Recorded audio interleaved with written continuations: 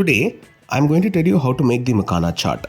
For this, I take some oil in a pan, add some chili powder, allow this to blend well with the oil and then follow it up with some chaat masala.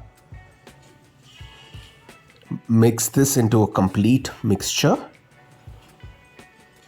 and add the makhanas to this and nicely roast them on low flame. We must roast them until they become nice and crispy.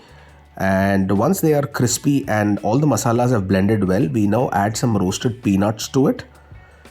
To this, we also add some chopped onions, followed by some corn kernels which are boiled.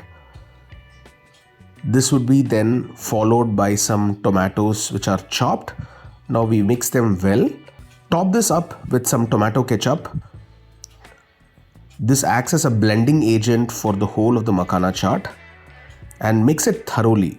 To this we add some lemon juice, then follow it up with some chopped green chilies and some chopped coriander leaves. We then top it up with some barik sev, and now our Makhana Chat is ready to be had.